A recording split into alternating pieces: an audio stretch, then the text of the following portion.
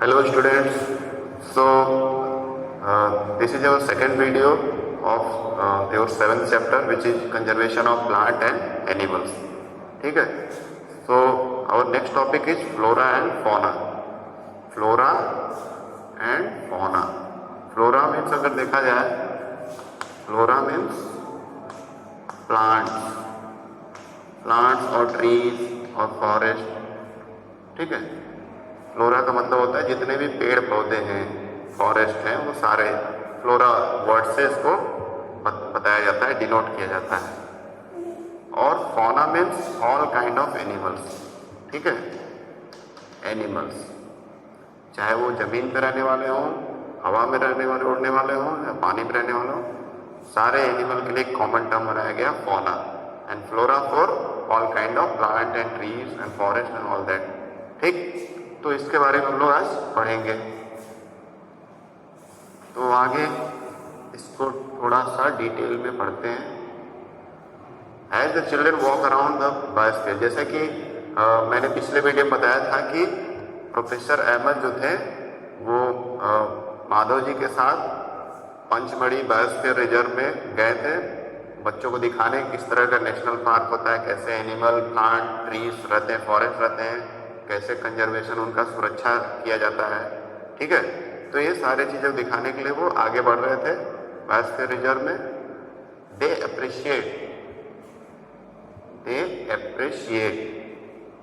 The green wealth of the forest. बच्चे जो देख रहे थे बहुत हरा भरा हर जगह था, तो बहुत ही उनको अच्छा लग रहा था, तो बोल रहे थे कि काफ़ी अच्छा है, तो यानी अप्रिशिएट कर रहे थे उस जगह को, उस फॉरेस्ट को. They are very happy to see tall teak trees and animals inside the forest.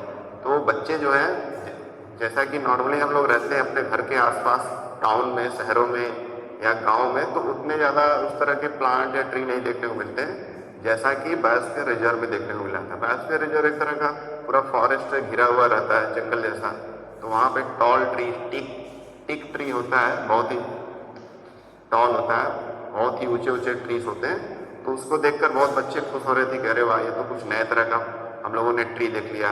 और अजीब अजीब से एनिमल देखने को मिल रहे थे जो हमको जनरली अपने आसपास, घरों के आसपास देखने को नहीं मिलते. तो बच्चे बहुत ज़्यादा एक्साइटेड थे, है ना.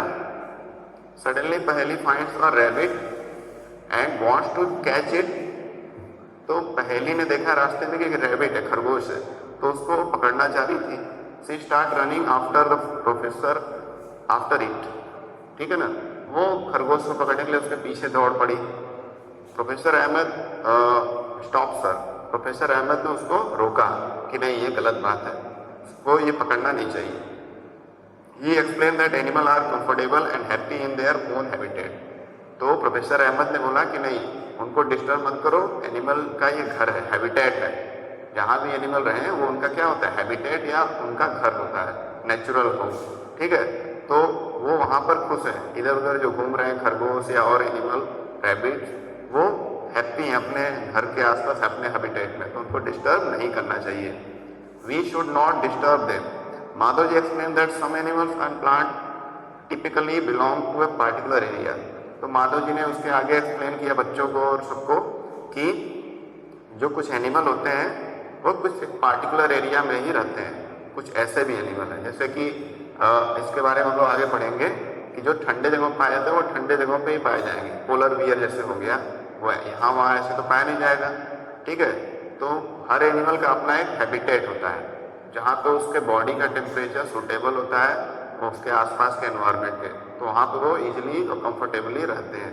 ठीक ना. तो वही माधव जी बता रहे हैं कि हर एक एनिमल या प्लांट का अपना एक पार्टिकुलर हैबिटेट होता है जहाँ पे वो सुरक्षित महसूस करते हैं और बहुत ही हैप्पीली रहते हैं, कंफर्टेबल के साथ, मतलब बुरी तरह से सुरक्षित और संतुष्ट होकर रहते हैं. ठीक ना. We should not. ठीक है, यहाँ तक हो गया. The plant and animal found in a particular area are termed as flora and fauna respectively of that area.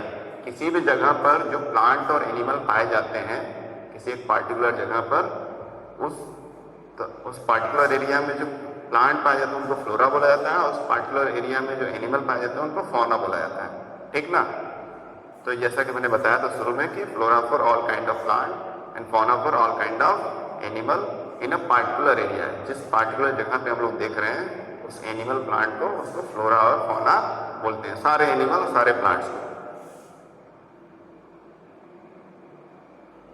यहाँ पे आप पिक्चर देख रहे हैं, कुछ प्लांट्स ट्री के नाम लिखे हुए हैं, बड़े बड़े ट्रीज होते हैं, जैसे बहुत सारा फर्नीचर का लकड़ी, काफ़ी मजबूत लकड़ियाँ मिलती हैं, जैसे साल, टीक, फिर मैंगो ट्री आ गया, जामुन, सिल्वर फर्न, अर्जुन एक्सेट्रा आर द फ्लोरा। ये सारे फ्लोरा हैं क्योंकि सारे ट्री हैं, ठीक ना, प्लांट सारे फ्लोरा कैटेगरी में आते हैं, फ्लोरा टर्म से उनको बोला जाता है। फ्लोरा एक कॉमन टर्म है सारे तरह के प्लांट या ट्रीज के लिए। And chinkara, blue bull, chinkara नाम का जंतु होता है, जानवर होता है, या फिर ब्लू बुल नीलगाय, बार्किंग डियर मतलब भौंकने वाली डियर, आवाज करने वाली चीतल, लेपर्ड यानी कि ये शेर जैसा होता है, शेर नहीं जैसा ये हाँ कुछ शेर जैसा इसका कैरेक्टर रहता है, ये कैट की फैमिली का होता है तो उसी के जैसा इसका बॉडी लगेगा लेकिन काफ़ी बड़ा होता है। वाइल्ड डॉग जंगली कुत्ता हो गया, वुल्फ, ये सब क्या है, फौना है, ठीक। तो सारे एनिमल को एक एग्जाम्पल के लिए दिखा रहा है, मतलब इसमें समझाया गया है कि जितने एनिमल हैं वो सारे क्या होते हैं, ये सब फौना है, और जितने नीचे हम लोग पिक्चर देखेंगे वो सारे क्या हैं, फ्लोरा है। ये सब फ्लोरा में आएंगे जितने भी तरह के प्लांट या ट्रीज हों, ठीक। ये देखिए जैसे कि वाइल्ड डॉग, पहला जो पिक्चर हम लोगों ने देखा था, इसको थोड़ा छोटा करते हैं, छोटा तो नहीं हो पाएगा। पहला जो पिक्चर है वो किसका है, वाइल्ड डॉग जंगली कुत्ते का, दूसरा चीतल का है, ठीक है। चीतल एक तरह का बारहसिंगा भी इसको बोलते हैं कुछ लोग। सेकेंड डी वाला जो पिक्चर है, ठीक है, ये वाला। फिर थर्ड जो पिक्चर है वो हमारा वुल्फ का है, ठीक है। और फोर्थ हमारा लेपर्ड का है, जो जैसे आपको चीता टाइप का लग रहा है, उसी की फैमिली का, कैट फैमिली का है। देन फॉन है एंड लास्ट में जामुन है, ठीक है। तो ये फ्लोरा फौना के कुछ पिक्चर दिए गए जिससे आप क्लियरली समझ सकते हैं कि फ्लोरा किसको बोलते हैं और फौना किसको बोलते हैं। अब एक एक्टिविटी दी गई है आपको, activity 7.5, try to identify the flora and fauna of your area and list them. अब ये आप अगर खुद से प्रैक्टिकली सीखना चाहते हैं कुछ, ये तो किताबी हो गया कि आप देख लिए समझ लिए, वो भी अच्छी बात है, लेकिन खुद से अगर सीखना है तो अभी अपने घर के आसपास या आपके गांव में अगर कुछ है, गांव है आपका, तो वहाँ पे पेड़ पौधे जानवर होंगे, तो उनको लिस्ट बनाइए, उनका लिस्ट बना सकते हैं और उनको कैटेगराइज कर सकते हैं कि कौन फ्लोरा में आएगा, कौन फौना में आएगा, है ना। फ्लोरा में क्या आता है, सारे ट्रीज और प्लांट आते हैं, तो अपने गांव में, विलेज एरिया में ये आप कर सकते हैं, है ना। और फौना में सारे एनिमल, तो इनका आप लिस्ट बना सकते हैं अपने आसपास के क्षेत्र में देख करके कैसे जीव जंतु या प्लांट रहते हैं, और साथ में या फिर अपने गांव या कहीं विलेज एरिया में आपका दादा दादी का घर है तो वहाँ भी ये कर सकते हैं, ठीक। उसके बाद हम लोग आते हैं एक नए टर्म पे जो आपको थोड़ा सा नया लगेगा, endemic species. Hello, soon the group broadly enters the deep. अब इसको समझने के लिए पहले देखते हैं कि ये माधव जी क्या बताते हैं बच्चों को जो टूर पे ले गए हैं। तो जैसे ही धीरे धीरे सभी कोई शांति से और फॉरेस्ट के अंदर एंटर किया तो सभी बच्चे सरप्राइज हो गए, वहाँ पे बहुत बड़े बड़े गिलहरी दिख रहे थे, है ना, बड़े बड़े स्क्वायरल गिलहरियाँ दिख रही थी, ठीक। This squirrel has a big fluffy tail, और ये जो गिलहरी थी उसकी जो पूंछ थी बहुत लंबी थी, ठीक है, जो कि अनकॉमन थी, क्योंकि हमारे घरों के आसपास जो गिलहरी दिखती है, स्क्वायरल दिखती है, वो छोटी सी रहती है ना।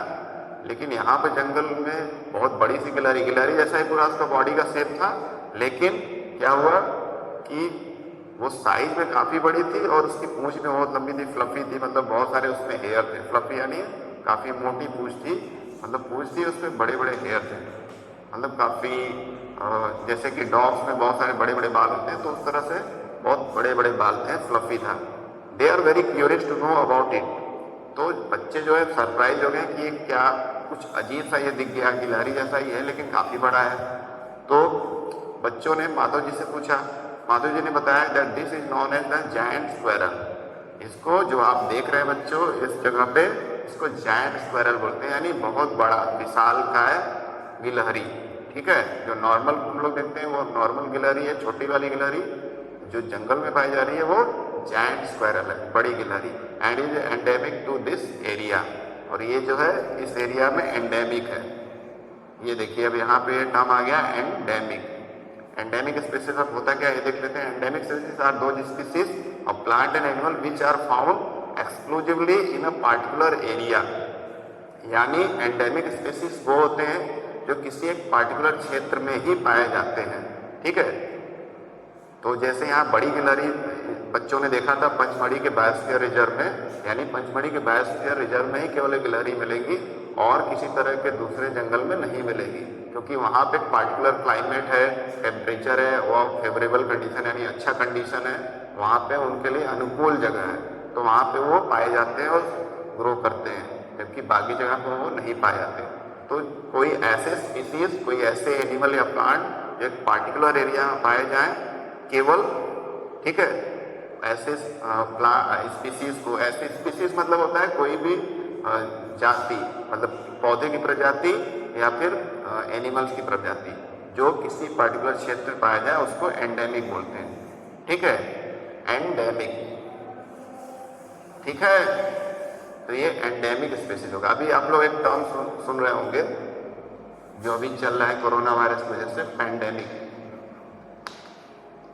पैंडेमिक और ये एंडेमिक। एंडेमिक मतलब एक पार्टिकुलर छोटे से, मतलब ये पंचमढ़ी का जो भी बायोस्फीयर रिजर्व है कई किलोमीटर में होगा, 150 किलोमीटर या उससे ज़्यादा, लेकिन तो उसको इस क्षेत्र में ही केवल इस तरह की गिलहरी पाई जाती है, या उस किसी पार्टिकुलर टाइप का कोई पौधा पाया जाएगा जो नॉर्मल से थोड़ा अलग होगा तो उसको एंडेमिक बोलेंगे।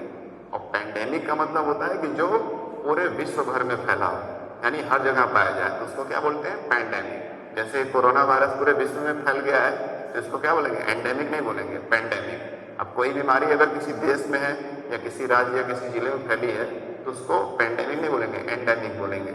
लेकिन जब वो बहुत बड़े स्तर पे कोई चीज़ पाया जाएगा, मतलब हर जगह पाया जाएगा पूरे विश्व में, तो उसको पैंडेमिक। तो वही आप टर्म समझ लीजिए। ठीक है, एक छोटे क्षेत्र में कहीं पाया जा रहा है कोई पार्टिकुलर एनिमल या प्लांट का स्पीसीज, उसकी प्रजाति, तो उसको एंडेमिक बोलते हैं। ठीक है, तो ये आपको क्लियर हो गया होगा।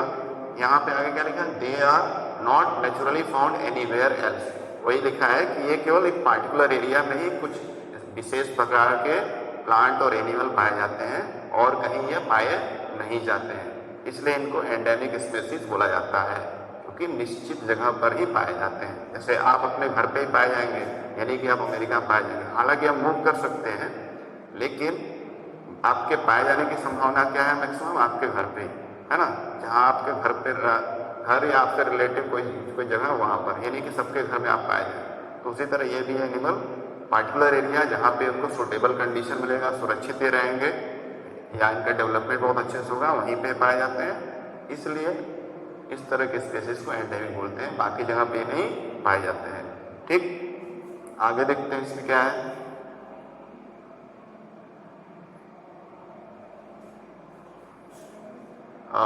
particular type of animal or plant may be endemic to a zone, state और a country। जैसे यहाँ पे मैंने अभी बताया था कि कोई जगह पर, कोई गांव में, कोई स्टेट में या कोई कंट्री, ये एंडेमिक स्पीसीज किसी भी लेवल पे पाए जा सकते हैं।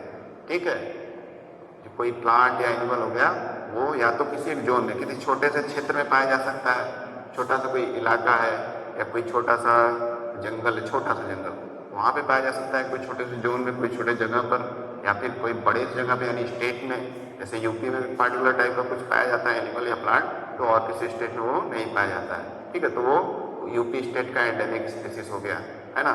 या फिर कोई ऐसा एनिमल या प्लांट पाया जाता है जो मान लीजिए इंडिया में केवल पाया जाता है और कहीं नहीं पाया जाता है ना, तो उसको क्या बोलेंगे, मतलब कंट्री लेवल पे वो एंडेमिक है, यानी हमारे ही कंट्री में केवल पाया जाता है और किसी कंट्री में नहीं पाया जाता है। इस तरह से एंडेमिक स्पीसीज जो होता है ये लेवल पे भी हो सकते हैं। ठीक है, एक छोटे लेवल से लेके कंट्री लेवल पे भी हो सकती है, लेकिन बहुत सारे कंट्री में जब पाए जाएंगे तो उनको एंडेमिक नहीं बोलेंगे।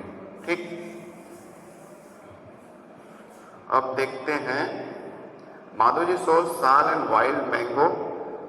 माधव जी ने बच्चों को और सारे ग्रुप को साल का ट्री, साल जो बहुत ही मजबूत इसकी लकड़ियां होती हैं, फर्नीचर के बहुत सारे काम आती हैं, साथ में वाइल्ड मैंगो यानी जंगली आम का पेड़। ठीक है, एक तो नॉर्मली हम लोग जो उगाते हैं बागवानी करते हैं जिससे फल मिलता है मैंगो, एक होता है वाइल्ड मैंगो यानी कि जंगली आम का पेड़।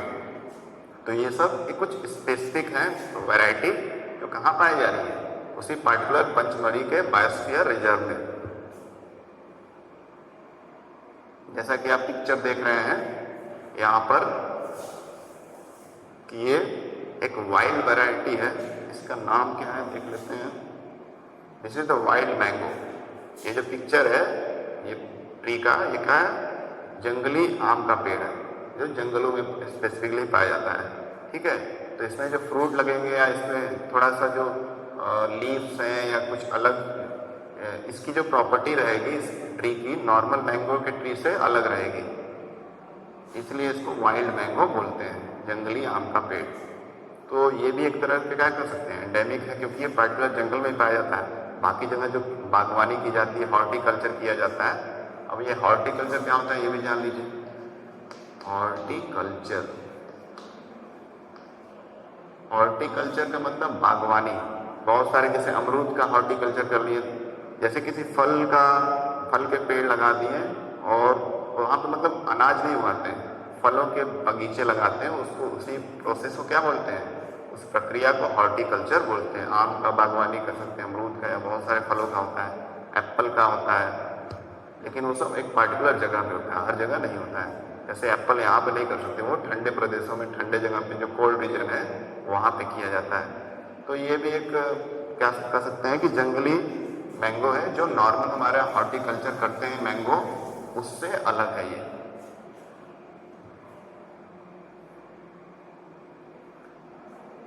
अब यहाँ पे देखिए उस जो मैंगो के बारे में हम लोगों ने पढ़ा था, यहाँ पे एक पहले क्वेश्चन है वो देख लेते हैं। I have heard that some of the endemic species may vanish, is it true? Paheli सोच रही है, एक क्वेश्चन पूछ रही है अपने आप से या सबसे पूछ रही है कि मैंने सुना है कि एंडेमिक स्पीसीज जो होते हैं वो वैनिश हो जा रहे हैं। वैनिश मतलब गायब हो जा रहे हैं यानी खत्म होते जा रहे हैं। वैनिश यानी गायब हो जाना या खत्म हो जाना, लुप्त हो जाना। क्या ये सही है? तो एंडेमिक स्पीसीज, हाँ, अगर हम लोग अपने फॉरेस्ट को काट देंगे, उसका डिफॉरेस्टेशन कर देंगे, फॉरेस्ट कटिंग, फॉरेस्ट क्लियरिंग कर देंगे, तो क्या होगा उससे कि वो वैनिश हो जाएंगे जो एंडेमिक स्पीसीज, जो पार्टिकुलर स्पेशल टाइप के कुछ प्लांट या एनिमल के वैरायटी पाए जाते हैं, स्पीसीज पाए जाते हैं, वो खत्म हो जाएंगे। तो इसका ये क्वेश्चन पहले का सही है। तो इसका एक ही रास्ता है कि हम लोग अपने जंगलों को बचा के रखें, अदरवाइज जो एंडेमिक स्पीसीज है वो वैनिश हो जाएंगे, खत्म हो जाएंगे।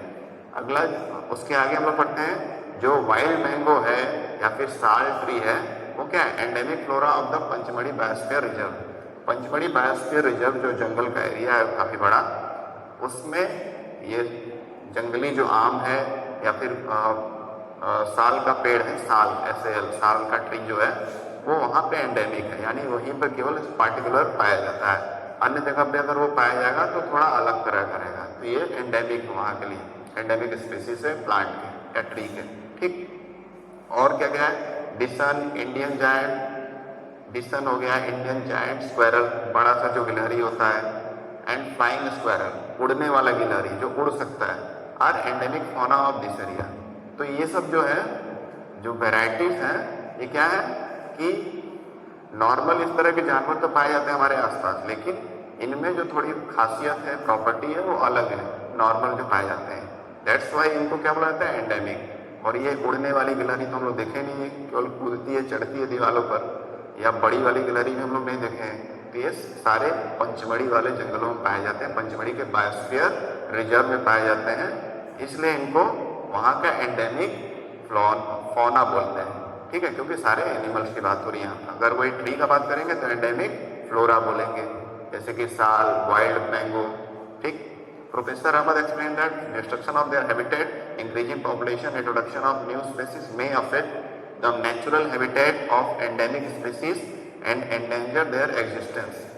तो प्रोफेसर अहमद ने बोला कि लगातार जो हम लोग इनके घरों को बर्बाद कर रहे हैं, हैबिटेट मतलब उनका प्राकृतिक जो घर है, पेड़ पौधे या जंगल, उनको खत्म कर रहे हैं, पॉपुलेशन बढ़ रहा है जो हमारा इंसानों का, और नए नए स्पीसीज जो हैं, कुछ नए स्पीसीज आ जा रहे हैं, ठीक है, may affect the natural habitat of the endemic. इससे क्या हो रहा है, एंडेमिक स्पीसीज जो हैं वो खत्म होने लग रहे हैं और एंडेंजर हो जा रहे हैं, यानी खतरे के निशान पे आ गए हैं, या कुछ तो बहुत सारे लुप्त हो जा रहे हैं, यानी खत्म हो जा रहे हैं।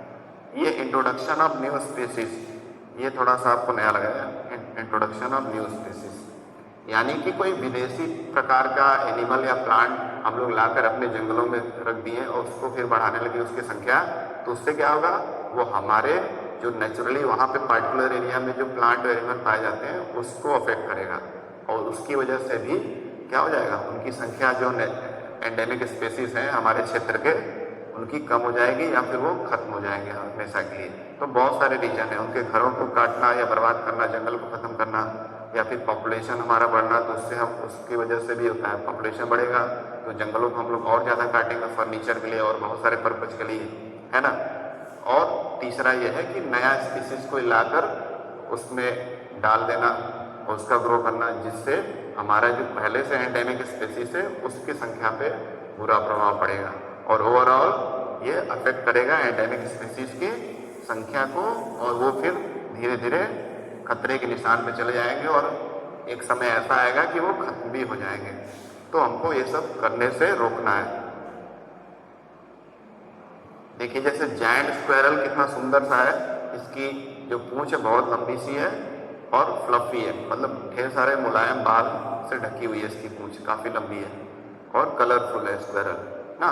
तो कितना ब्यूटीफुल और अच्छा पिक्चर है। और हमारे यहाँ जो घरों के आसपास पाई जाती है गिलहरी स्क्वेरल, उससे काफ़ी डिफरेंट है कलर में भी और साइज में भी।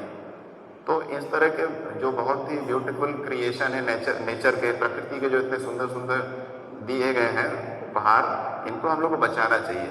और बचाने का वही तरीका है कि सारे जो भी एक्टिविटी दिए गए थे, जंगलों को काटना नहीं चाहिए, कोई नया स्पीसीज जंगलों में नहीं डालना चाहिए, दूर से लाया हुआ या अलग जगह से लाया हुआ।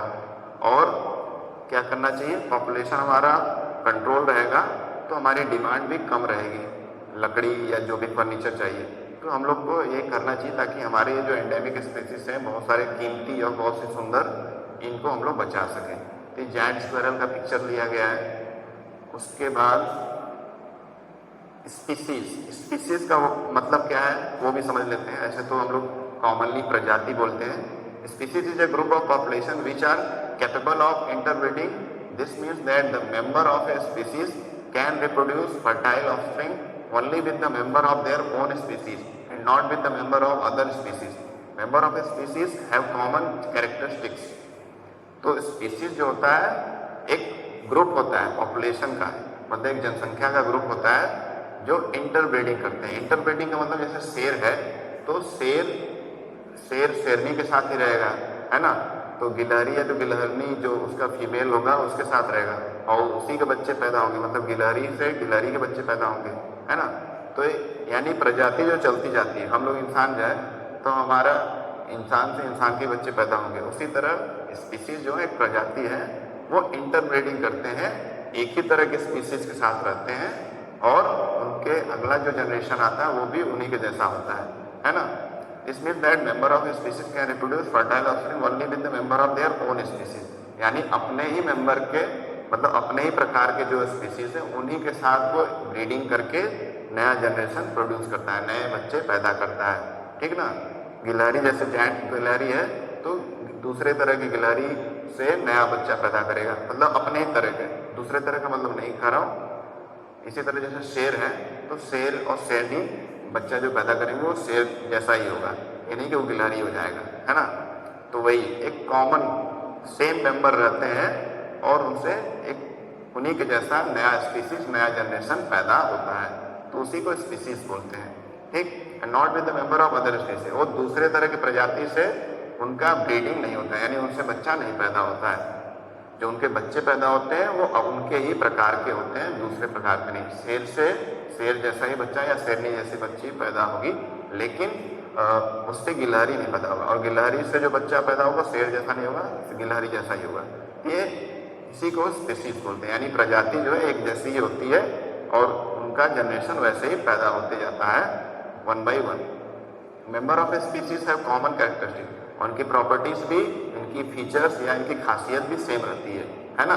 जो शेर अगर रहेगा, शेर और शेरनी का बच्चा जो होगा या तो शेर होगा या तो शेरनी होगा छोटा, है ना। कब होगा, कब बोलते हैं शेर या शेरनी के बच्चे को, है ना। तो उसमें खासियत क्या रहेगी शेर या शेरनी की, यानी कि उसमें गिलहरी खासियत रहेगी, है ना। तो इस स्पीसीज का यही मतलब है कि एक ही जैसे उसके पेरेंट्स रहेंगे जानवर के या पेड़ पौधों के। मतलब आम का पेड़ है तो आम के पेड़ से जो बीज निकलेगा उस बीज से नया पेड़ जो क्या होगा, आम का ही होगा, इमली का तो होगा नहीं, है ना।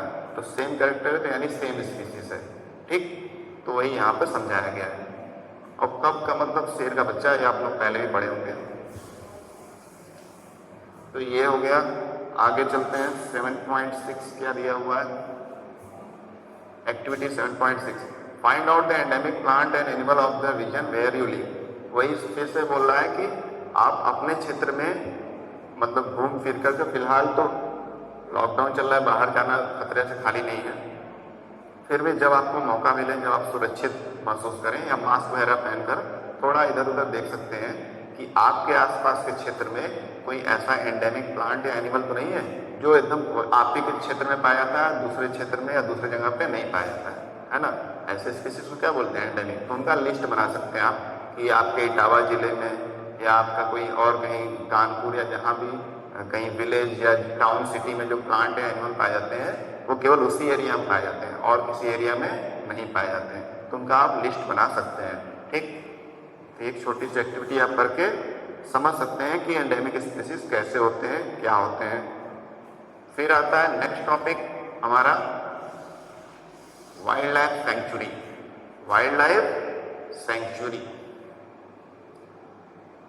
हाँ, तो इसके बारे में हम लोग थोड़ा अच्छे से पढ़ते हैं। Soon Paheli sees a board with Pachmarhi wildlife sanctuary written on it. तो पहली कुछ देर बाद जैसे पहली और दूसरों और सारे बच्चे प्रोफेसर अहमद और माधव जी चले जा रहे थे धीरे धीरे, और माधव जी उनको सारे लोगों को इंस्ट्रक्शन दिए जा रहे थे, गाइड किए जा रहे थे कि कहाँ पे क्या है, सारा समझाया जा रहे थे। तो आगे जैसे पहली बढ़ी तो देखिए कि एक बोर्ड है और बोर्ड पे क्या लिखा है, Pachmarhi wildlife century. Pachmarhi wildlife century लिखा हुआ है बोर्ड पर, बड़ा सा बोर्ड है। तो प्रोफेसर अहमद एक्सप्लेन, अब प्रोफेसर अहमद बच्चों को समझा रहे हैं, एक्सप्लेन दैट किलिंग और पोचिंग मतलब जानवरों को हंट करना, उनका शिकार करना इलीगली, और लीगली भी मना है, इलीगली भी मतलब पूरी तरह से सुरक्षित क्षेत्र रहेगा, उसमें कुछ लोग चोरी से या रात को या इस तरह से घुसपैठ करके इलीगली घुसकर मारते हैं जानवरों को, तो उसको पोचिंग बोलते हैं, पोचिंग या किलिंग, ठीक। तो जानवरों को जो मारा जाता है या फिर उनको कैप्चर करके, animal in general strictly prohibited, ये सारी चीज़ें प्रोहिबिटेड है, मतलब मना है। उनको मारना, उनका हंटिंग करना जानवरों का, या फिर उनको मतलब अगवा करके उठा ले जाना जानवर के बच्चों को, ये सारी तरह से स्ट्रिक्टली प्रोहिबिटेड है, लीगली एकदम कानूनी रूप से मना है। अगर कोई भी ऐसा करता हुआ पाया जाएगा तो उसको लंबी सजा मिलेगी, साथ में जुर्माना भी भरना पड़ेगा, ठीक। तो स्ट्रिक्टली प्रोहिबिटेड है, प्रोहिबिटेड मतलब मना है, और स्ट्रिक्टली मतलब बहुत ही कानूनी ढंग से सख्त रूप से मना है। And punishable by law in all such places, ठीक है। तो इस तरह के कोई भी जगह है जो जंगल या इस तरह के क्षेत्र, वहाँ पे कोई भी इस तरह का कार्यवाही होगा, यानी जानवरों को मारना, उनको किल करना, या फिर उनको उठा ले जाना, उनके बच्चों को अगवा कर लेना, ठीक।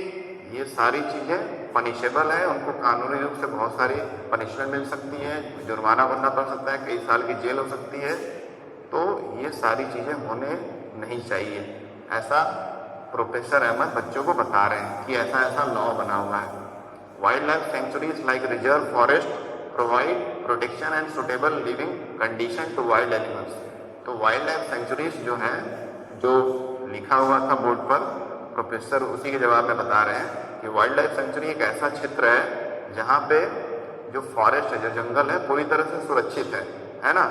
वहाँ पे सारे जानवरों को, पेड़ पौधों को पूरी तरह से प्रोटेक्शन मिला हुआ है, सूटेबल लिविंग कंडीशन, और कंडीशन जो वहाँ पे सारे जानवरों का सूटेबल है, यानी वही जंगल क्षेत्र है उसको बॉर्डर कर दिया गया हाई सिक्योरिटी में, ताकि वहाँ पे कोई भी इंसान या कोई भी लीगली या इलीगली इंटर न करे। केवल वहाँ पे जंगल विभाग के लोग रहेंगे और साथ में जानवर अपने नेचुरल क्लाइमेट में, नेचुरल हैबिटेट में सुरक्षित और हैप्पी और कंफर्टेबली रहेंगे।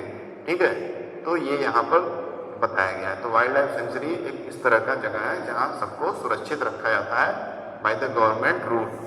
ठीक है, तो ये बताया गया। He also tell them that people living in wildlife sanctuaries are allowed to do certain activities such as grazing by their livestock, collecting medicinal plants, firewood, etc. तो जो जनजातीय लोग होते हैं, ट्राइबल लोग होते हैं, ट्राइबल का मतलब क्या है?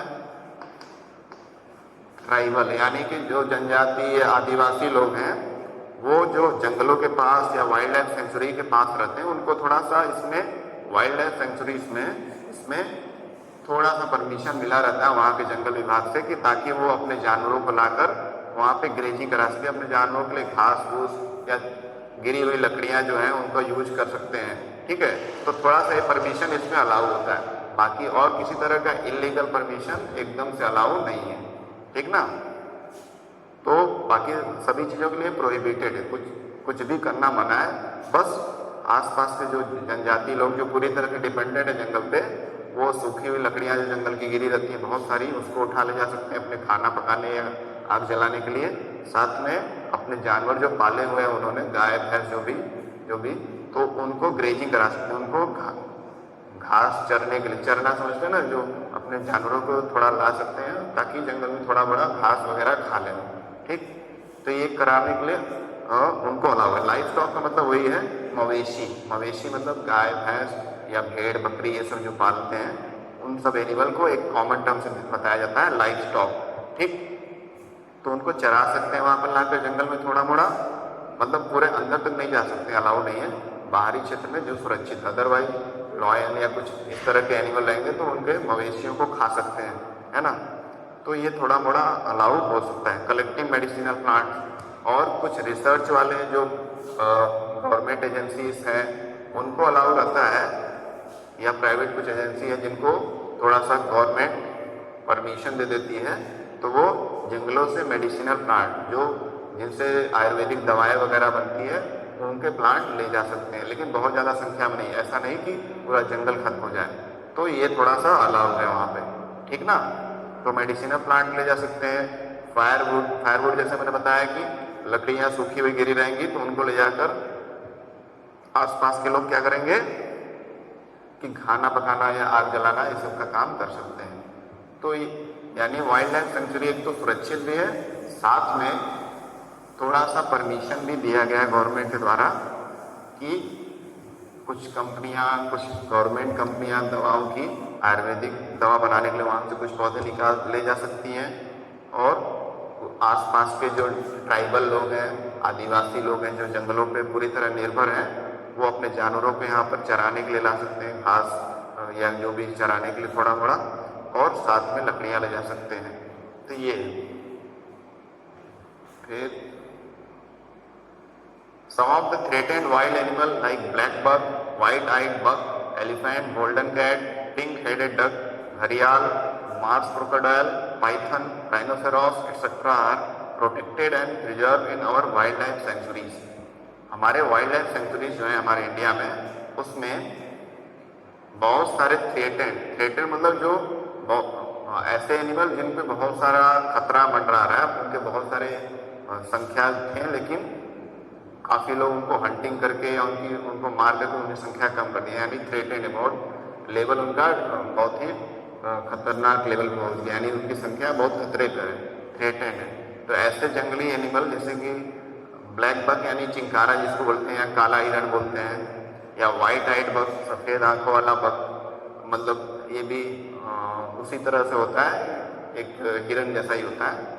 Elephant, golden cat, golden colour के बालों वाली cat, pink headed duck, pink head वाला मतलब पिंक कलर का जो हेड रहेगा, ऐसे बत्तख, घड़ियाल मतलब जो लंबे मुंह वाला क्रोकोडाइल जैसा ही होता है, क्रोकोडाइल की फैमिली का होता है, लेकिन उसकी माउथ जो होती है लंबी होती है, जबकि क्रोकोडाइल का चौड़ा मुंह होता है।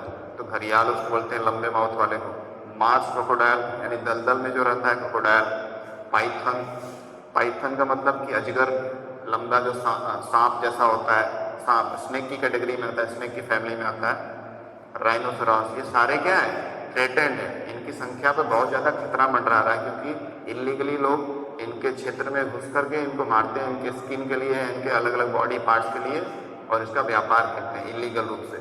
तो ये खतरे पे हैं, इनकी संख्या, या इस तरह के और सारे एनिमल हैं। ठीक, तो इनको प्रोटेक्ट किया गया है, प्रिजर्व किया गया, सुरक्षित रखा गया है। ठीक है, हमारे वाइल्ड लाइफ सेंचुरीज में।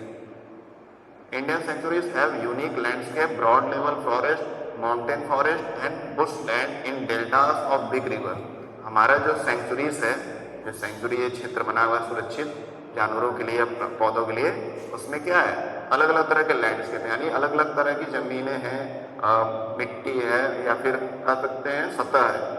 कुछ है ब्रॉड लेवल फॉरेस्ट, वहाँ पे बहुत ज़्यादा जंगल हैं। कुछ ऐसे सेंचुरीज हैं, कुछ ऐसे हैं जो माउंटेन फॉरेस्ट है, जहाँ पे पर्वत के आसपास जो रहते हैं जंगल, उस तरह के फॉरेस्ट हैं। And bush land, Bush land मतलब झाड़ियाँ, बहुत सारी झाड़ियों वाला भी ऐसा बहुत बड़ा एरिया है। इस तरह के अलग अलग प्रकार के सेंचुरीज हमारे कंट्री में हैं। ठीक है, in the deltas of big river. Delta मतलब कि जैसे सबसे बड़ा डेल्टा हमारे कंट्री में कौन सा है, या वर्ल्ड लेवल पे क्या है, सुंदरबन डेल्टा, सुंदरबन डेल्टा।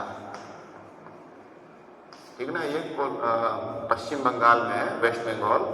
तो वहाँ पर जो गंगा नदी, ब्रह्मपुत्र नदी, यमुना नदी, एक या दो नदियों या तीन नदियों के मिक्सचर से, उनके द्वारा लाए गए मिट्टी से एक बहुत बड़ा एरिया में एक बहुत बड़ा एरिया बन गया है, उसको डेल्टा बोलते हैं। नदियों के द्वारा जो मिट्टी बहा के लाई जाती है बाढ़ से या ऐसे समय में, तो इकट्ठा है जहाँ पे नदियाँ, दो तीन नदियाँ एक जगह मिलती हैं, तो वहाँ पर मिट्टी डिपॉजिट होते जाता है, इकट्ठा होते जाता है। तो ऐसे ही कई सौ सालों के डिपोजिशन के बाद क्या है, एक बड़ा डेल्टा बना है, जिसको सुंदरबन डेल्टा बोलते हैं। उसमें बहुत सारे जंगल हैं, मतलब बहुत सारे पेड़ हैं, वो जंगल है। ठीक है, तो इस तरह की जो बुश लैंड है, वो क्या है, डेल्टा ऑफ बिग रिवर, बड़ी बड़ी नदियों के डेल्टा पे बने हुए हैं, मतलब वहाँ पे भी जंगल हैं, जैसा कि सुंदरबन डेल्टा है। यहाँ पे मैंग्रोव फॉरेस्ट है, मैंग्रोव फॉरेस्ट,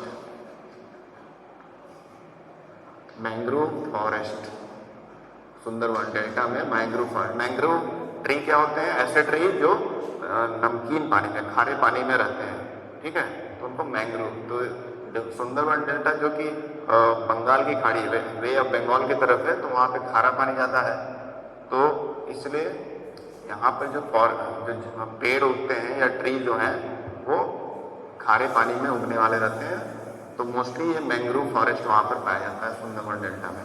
तो इसका कहने का यही मतलब है कि अलग अलग तरह के हमारे भारत में ज़मीन के सतह हैं, कुछ पूरी तरह से माउंटेन जैसे हैं, कुछ पूरी तरह से एकदम घने जंगल जैसे हैं, कुछ डेल्टा से बने हुए जंगल हैं।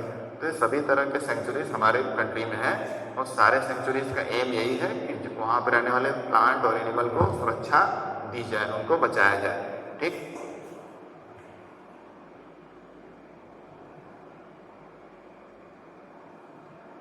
अब एक लास्ट टॉपिक पढ़ लेते हैं थोड़ा सा। ये it is a pity that even protected forest are not safe because people living in the neighbourhood encroach upon them and destroy them. Pity, pity शब्द मतलब बड़ी दुख की बात है। ये जाहिर सी बात है, दुख की बात है कि जो प्रोटेक्टेड फॉरेस्ट है, जो सेंचुरीज हैं, नेशनल पार्क हैं या बायोस्फीयर रिजर्व हैं, ये तीनों ही सुरक्षित क्षेत्र हैं, जिसमें जानवरों को, पेड़ पौधों को सुरक्षित रखा जाता है उनकी संख्या को बचाने के लिए, ताकि उन्हीं से हमारा एनवायरनमेंट और सब कुछ बैलेंस होता है, तो उनको बचाना जरूरी है। लेकिन फिर भी उसके जंगलों के या प्रोटेक्टेड फॉरेस्ट जो है या नेशनल पार्क या सेंचुरीज हैं, उनके आसपास जो रहने वाले लोग हैं, जैसे जनजातीय लोग या और भी कुछ पास में रहने वाले गांव में जो लोग हैं, वो क्या करते हैं, एनक्रोच करते हैं। एनक्रोच, एनक्रोच मतलब इलीगल एंट्री। एनक्रोच का मतलब क्या होता है, इलीगल एंट्री, यानी गैर कानूनी ढंग से वो इंटर करते हैं जंगलों में, और फिर क्या करते हैं, जंगलों को काट मतलब लकड़ियों को व्यापार करते हैं, मतलब कुछ पैसे देकर घूस देकर या किसी अधिकारी को, या फिर बिना किसी को पता किए रात में ऐसे घुस के जानवरों को मारते हैं या उनको ले जाते हैं, उनके बॉडी पार्ट्स को बेचते हैं, या लकड़ियों को जो कीमती लकड़ियाँ उनको चुराते हैं, काट लेते हैं पेड़ों को बहुत सारे। तो ऐसे इंक्रोच करते हैं आसपास के क्षेत्र में रहने वाले लोग, जिससे क्या होता है वो हमारा जो सुरक्षित क्षेत्र है वो काफ़ी अफेक्ट होता है। चिल्ड्रन आर, एक मिनट यहाँ पर, reminded of their visit to the zoo, they recall that zoos are also places where animal receive protection. तो पिछले जो क्लास 7th में आपको मैंने जैसे पढ़ाया था इसी इंसिडेंट का, कि बच्चे उस समय प्रोफेसर अहमद के साथ एक जू में गए थे, है ना। तो जू में देख रहे थे कि किस तरह से जानवर, वहाँ भी थोड़ा सुरक्षा उनको प्रोवाइड किया जाता है, उनको प्रोटेक्शन दिया जाता है। देख, तो ये बच्चे याद कर रहे हैं कि हाँ जैसे यहाँ पे सुरक्षा दी जाती है सेंचुरीज में, नेशनल पार्क में, उसी तरह से जू में भी जो एनिमल रहते हैं उनको वहाँ सुरक्षा दी जाती है। What is the difference between जू एंड वाइल्ड लाइफ सेंचुरी? अब जू और वाइल्ड लाइफ सेंचुरी में क्या डिफरेंस है, ये बूझो सोच रहा है ये। What is the difference between a zoo and a wildlife sanctuary? तो इन दोनों में क्या डिफरेंस? जू जो होता है एक छोटा सा क्षेत्र होता है, और वाइल्ड लाइफ सेंचुरी काफी बड़े एरिया में होता है, कई किलोमीटर में। जू तो छोटा सा होता है, 1 किलोमीटर में हो जाए तो बहुत बड़ी बात है। तो अब इन दोनों में डिफरेंस क्या है ये हम लोग कल समझेंगे। आप लोग भी अपने से सर्च करके इसको पता करिए। कल मैं ये क्वेश्चन आप सभी से पूछूंगा, फिर इसके बाद इसको डिस्कस किया जाएगा। ठीक, फिलहाल के लिए इतना ही आज हम लोग पढ़ते हैं। ओके, इसमें अगर आपको कोई डाउट हो तो आप पूछिएगा। कल का वीडियो हम लोग यहाँ से स्टार्ट करेंगे, एक्टिविटी 7.7। साथ में ये क्वेश्चन भी मैं पूछूंगा आप लोगों से, ठीक है। तो रेडी रहिए। Okay, thank you.